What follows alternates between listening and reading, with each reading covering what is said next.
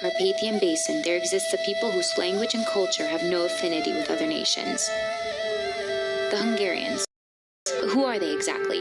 Where do they come from? Hungarian legends, along with foreign historiography, assert that the Hungarians are the descendants of the Huns and the Scythians. So the Huns and the Scythians. So where did I forget where the Huns supposedly originated from. So the Huns,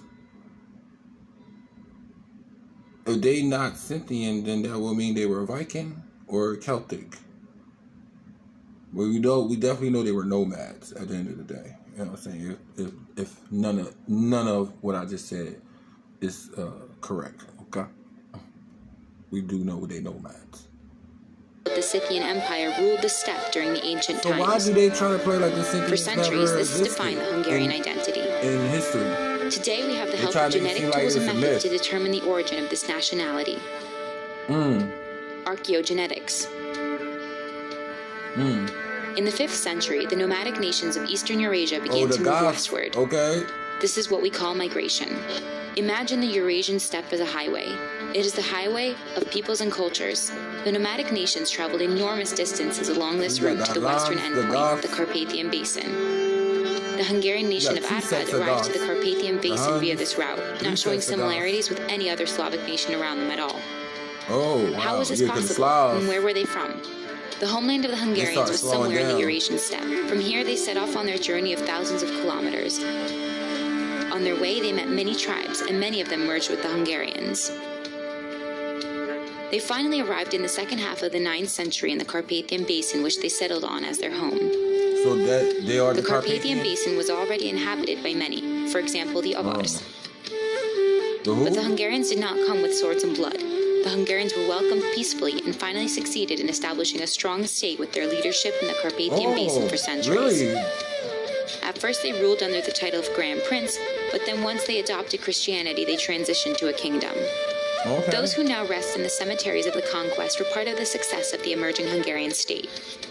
About 20,000 such graves from the time of the conquest have been found in... So they was able to set up, they migrated and was able to settle without no conflict. Wow, I always wonder if there's any people that actually never had to deal with conflict, like the people that's already settled in a certain region. When you get those refugees or migrators, you know, there's always some type of war that happens. So this is interesting. So I'm actually impressed. Shout out to the Magyars. You know what I'm saying? Shout out to my Magyars. You know what I'm saying? Carpathian Basin so far. The archaeogeneticists of the Institute of Hungarian Research took samples from these graves. During archaeogenetic analysis, the samples go through a complex examination. The researchers first detach the stone bone from the skull, then make a powder out of it. Through this process, DNA can be extracted. DNA stores human genetic information, and this is passed on from generation to generation. By comparing genetic samples collected from around the world, we can determine the distribution of genes specific to a given geographic region and people. Studies have shown that the genetic configuration of the conquerors is very mixed. They share both European and Asian features. Yeah, Durranian. Experts have discovered that a significant portion of the conquering Hungarians' DNA shows matches with the people of Inner Asia's DNA. That was once the empire of the Asian Huns who ruled the area. The new results from the Institute of Hungarian Research show that the Hungarians and the Asian Huns were relatives. To prove this with certainty, further examinations are needed on Hun samples in Mongolia to find the genetic origins of Research on the Asian Huns has enormous potential for further understanding ancient Hungarian history. It can reveal a much more complete picture on the origins of Hungarians. In the rest of this series, we can get answers to these exciting puzzles of Hungarian history. See, that's another confusing thing. No wonder why I be getting mixed up sometimes. So the Huns are the Mongols, like I thought. I think I mentioned earlier something about, I'm not sure who the Huns are, because once I really started getting into the Hungarian culture, I'm like, well, they don't have anything to do with that. But when I did a little more digging, you know what I'm saying, and it was right there before my eyes, the whole entire time. You know what I'm saying? The Durranian people, you know what I'm saying? That's basically their relatives. Okay? Any people that's Durranian descent, okay?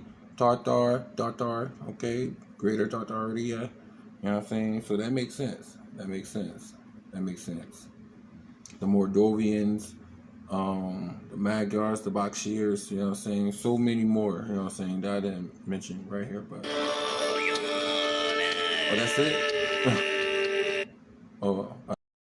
Anyway, you know what I'm saying? If you guys want to teach me some more fun facts. Oh, yeah, and they end up being cool with the Turks, too. They had a kinship with the Turks. You know what I'm saying? Which is interesting, too. But, yeah. This is Hungarian Munchie TV. You know what I'm saying? I hope you guys enjoyed this reaction video.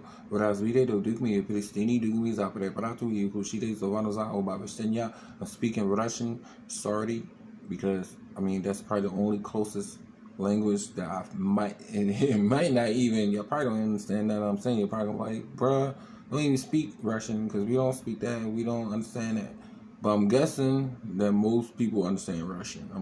I'm not stupid. Most European countries, Asian countries, no matter where it is at in the world, if it's a country with Europeans in it and Asian people in it, 9 times out of 10, if they was under the Soviet Union at any point in time or colonized